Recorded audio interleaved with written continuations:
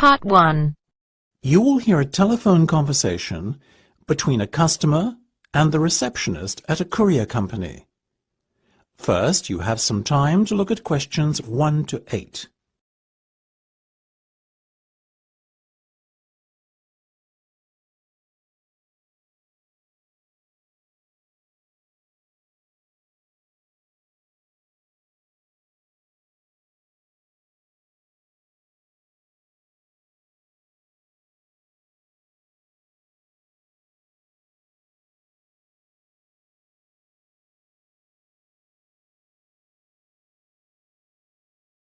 Good morning. This is Sam speaking. How may I help you?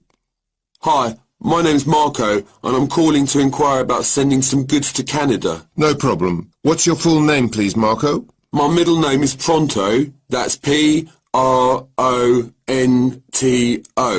Sorry, Marco. Just your surname will be fine. That's all we need for the form. It's Cebriana Tori. That's C-E-B-R-I-A-N-A-T-O-R-I.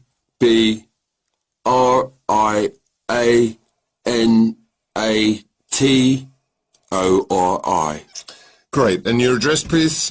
I live on Grimsby Place. Grimsby Place. Okay. But wait, you mean the address from where the goods will be collected? Right. In that case, I better give you my mum and dad's address.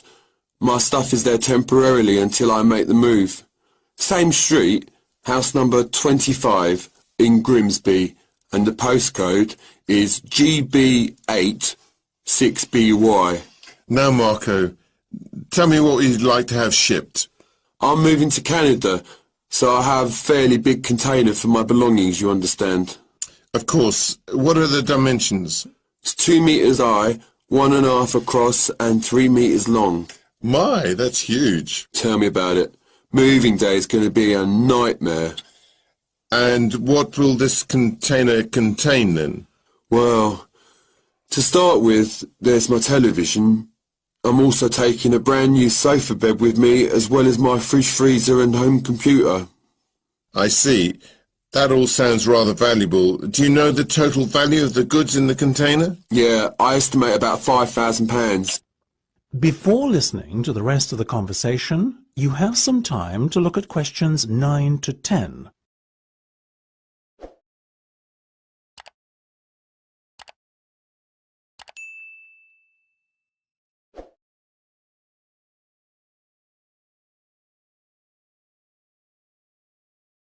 Excellent. Now, shipping to Canada is not by any means cheap these days, so this is going to cost you £500? That would nearly pay for a new TV and sofa. It's a lot of money, isn't it? But as I said, shipping is an expensive business. How do you intend to pay then, Marco? Credit card okay? Fine. I assume you are the card holder. Actually, it's my sister's account.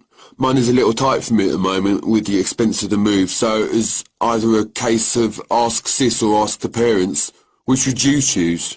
I see what you mean. Okay, I'll take the details in a moment and confirm the collection date. But first, let me just ask you a few questions about your move to Canada. The Canadian government requires all shipping companies to carry out a thorough check before agreeing to ship goods into the country. And part of that check is a personal profile of our customers, you see. So, why are you moving to Canada? My girlfriend's Canadian. I'm going to live with her. And what will be your employment status over there? Well, I'm travelling on a working holiday visa, but I hope to secure a work-sponsored visa shortly after arrival. I see. A holiday visa? No, a working holiday visa. That allows me to stay in the country for 12 months as opposed to 60 days with a holiday visa. Okay, no. That is the end of part 1. You now have half a minute to check your answers.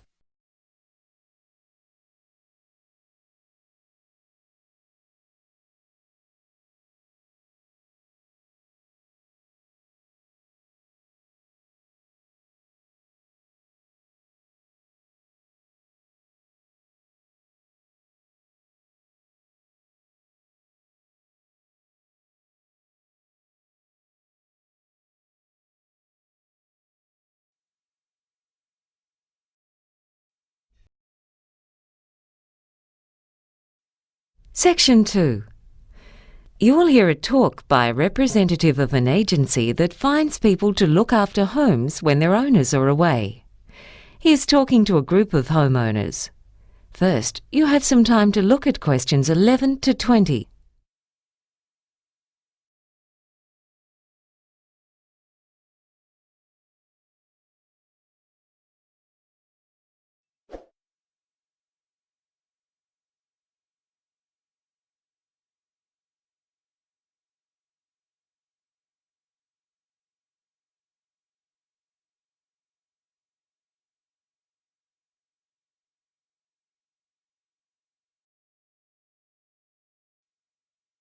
Now listen and answer questions 11 to 20.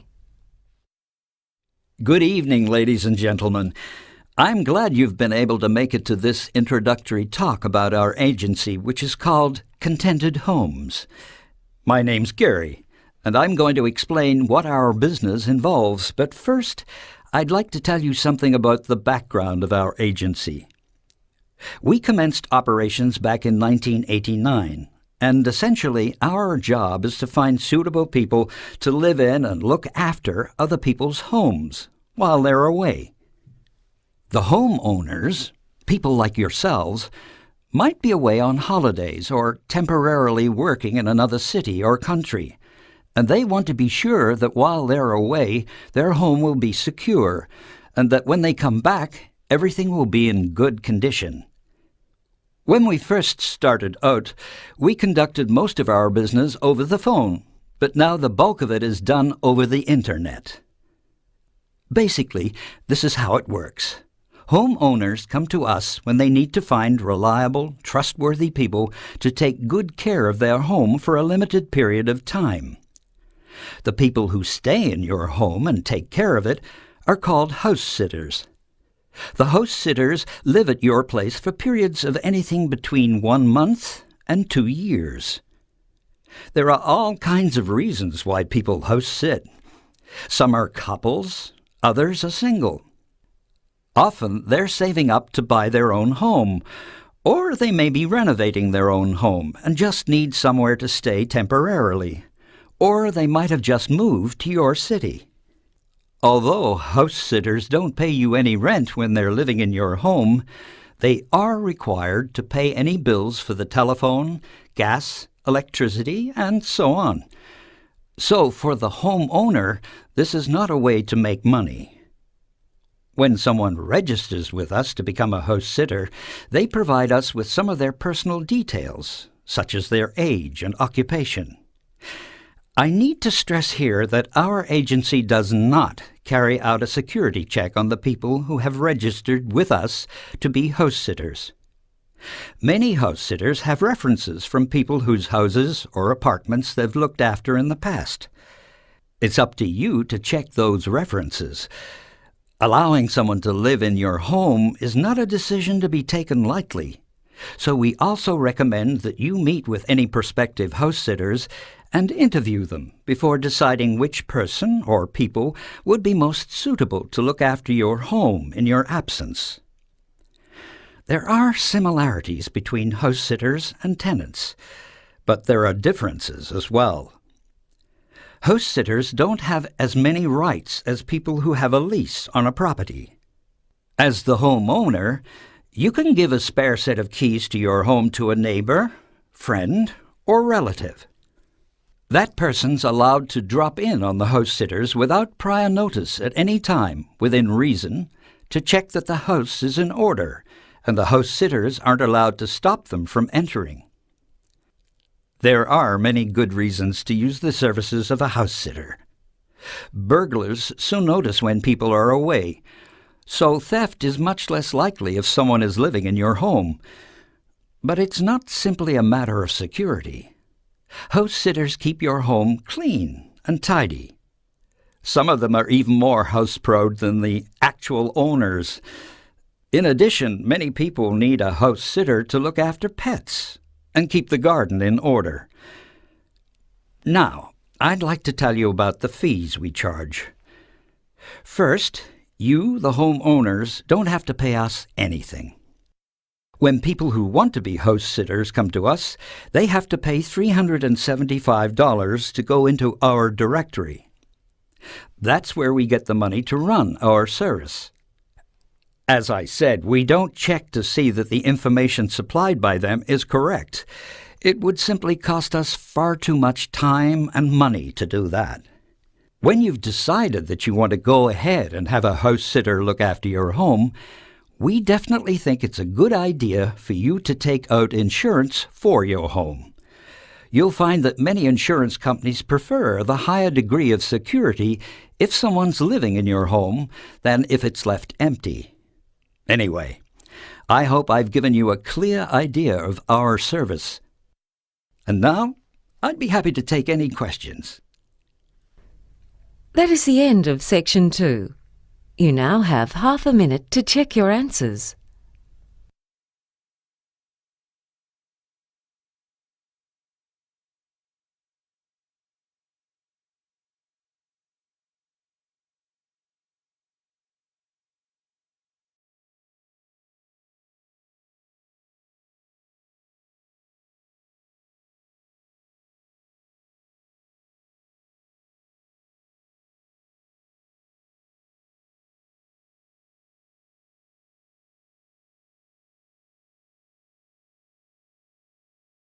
Part 3. You will hear a discussion between two university students on a seminar they have just attended.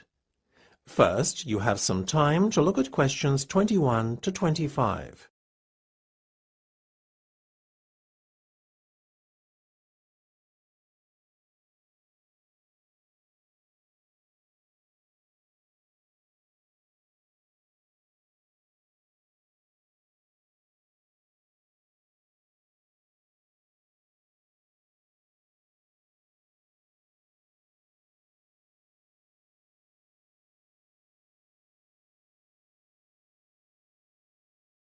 Isn't it ironic that at a seminar on public speaking and presentation skills, we're left so underwhelmed by the oratory skills of the so-called expert up on stage? Maybe we should lower our expectations a bit, Mike. After all, everyone is susceptible to nerves, especially with an audience as critical as ours. Well, you anyway. She's a professional. She's supposed to do this for a living, Alma. I feel totally let down, and I'm asking myself exactly what I'm supposed to have gained as a result of spending this time here. Look, forget about her presentation skills, or lack thereof, for a minute. What about what she had to say? Did you listen to any of that? How could I, when she kept fidgeting and moving about so? I was so distracted by her antics, I couldn't focus on anything else, to be honest with you. I don't know if you can blame her totally for your not absorbing anything that's been said in the last half hour, Mike. You're a pretty awful listener at the best of times. Oh, come on. She should be able to hold my attention for 30 minutes. It's not like the talk lasted 2 hours or something. Mind you, it sure did seem like it. Stop it now. You're being overly critical, and that's just not fair. I took some notes and was actually impressed by some of what was said. I'm definitely going away having learned something and feeling like my time wasn't totally wasted. Emphasis on the not totally bit. Oh, Mike, when will you learn? You know, sometimes we only get out of things what we put in. Did it ever occur to you that had you given this woman a chance, you too might have actually learned something? All right, Alma, go easy. Before you hear the rest of the discussion, you have some time to look at questions 26 to 30.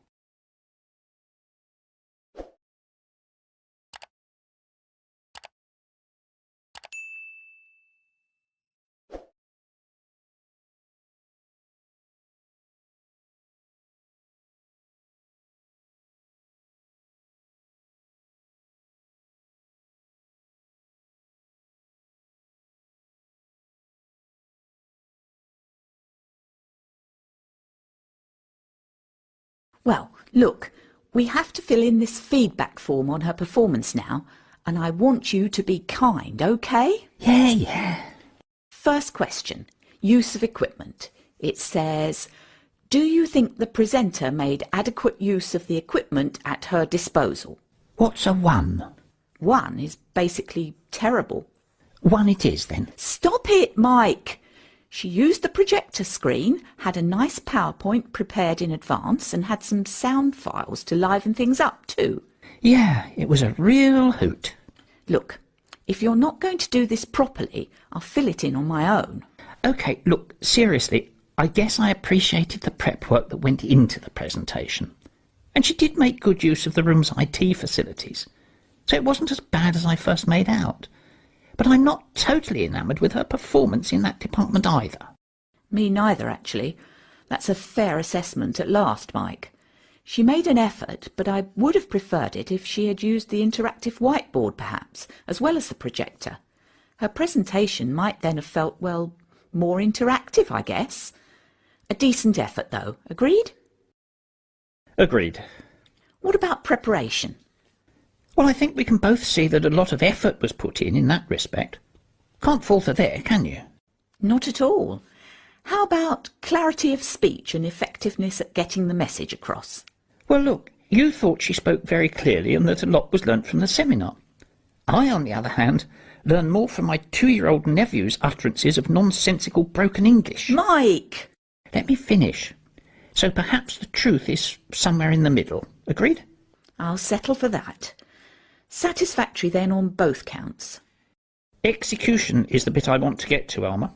Oh, here we go. Was it really that bad? Oh, come on. You have to admit it was pretty boring. Half the theatre had emptied by the time she finished. I can't really argue with you there, Mike. Clearly she failed to engage her audience, which is a big black mark for her execution. For once, Mr. Critical gets his way. Mr. Critical has been very kind to her in his feedback so far, though, wouldn't you say? You're a real saint, Mike. Now, what about the... That is the end of part 3. You now have half a minute to check your answers.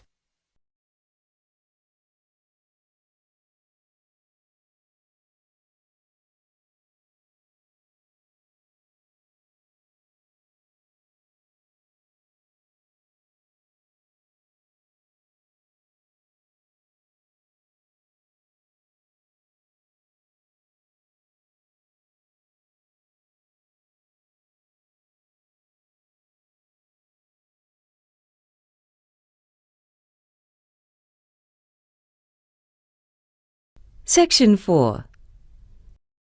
Emma Bell is an agricultural scientist. In the following lecture, she describes some of the advantages of the hemp plant. First, you have some time to look at questions 31 to 40.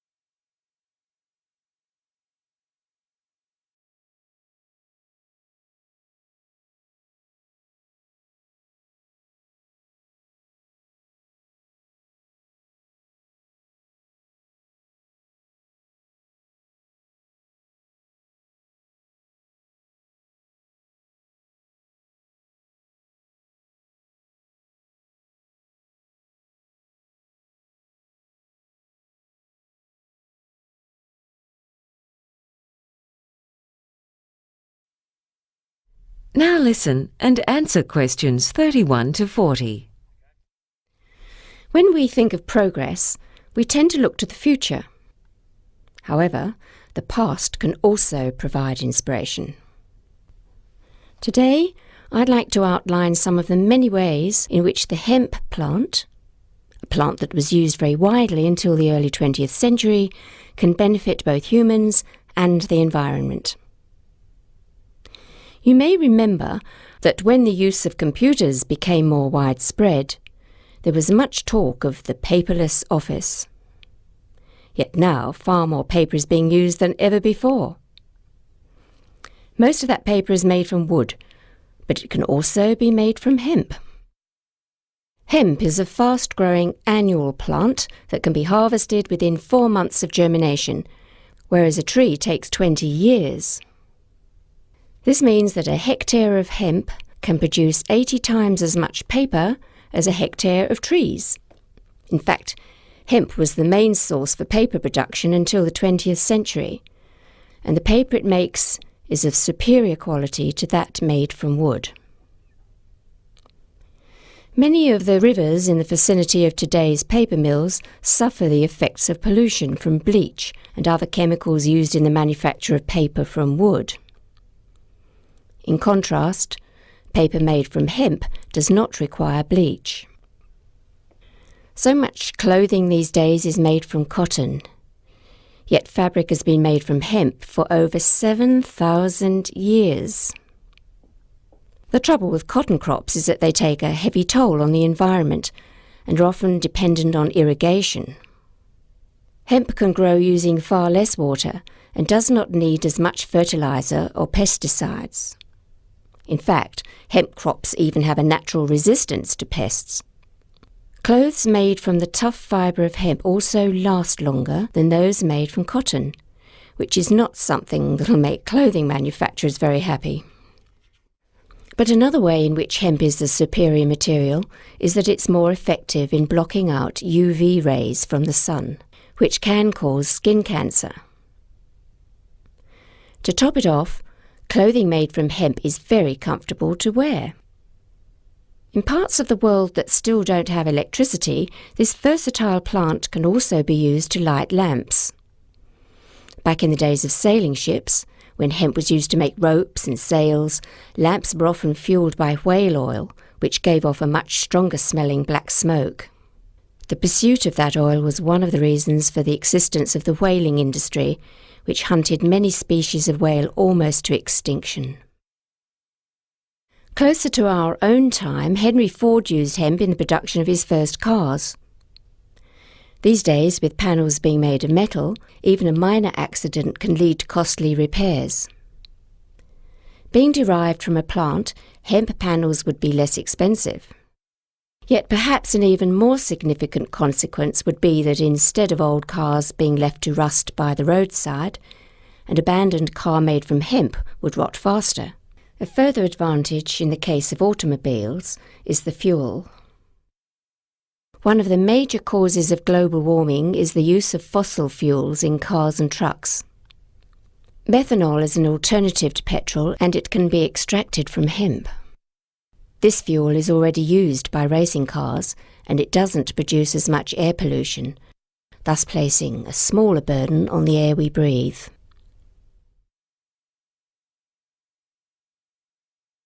Hemp is also a source for a variety of foods.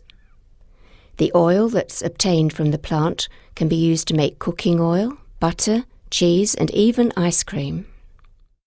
Flour derived from hemp has a greater protein content than normal wheat flour, and its seeds contain all the amino acids, providing a form of protein that's more easily digested than that in soybeans.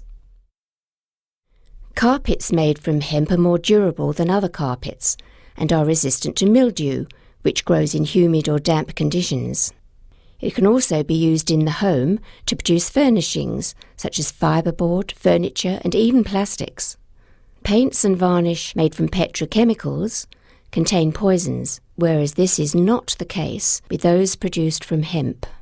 Hemp plants are best grown close together, and because they produce an abundance of leaves, the ground underneath the plants is shaded, which hinders the growth of weeds. So farmers don't have to spend money on potentially dangerous herbicides. It thrives in areas with low rainfall and may be useful in combating salinity because it doesn't need irrigation, and its long taproot can reach underground nutrients and water.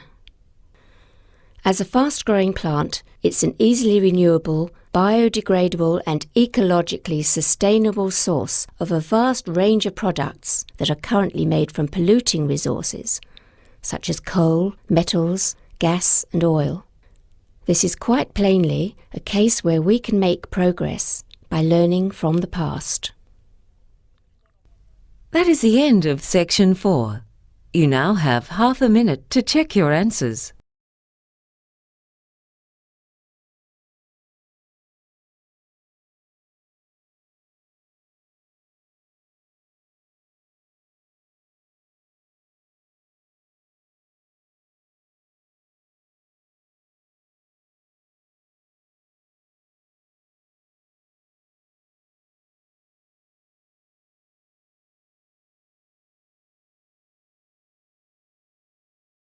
That is the end of the listening test.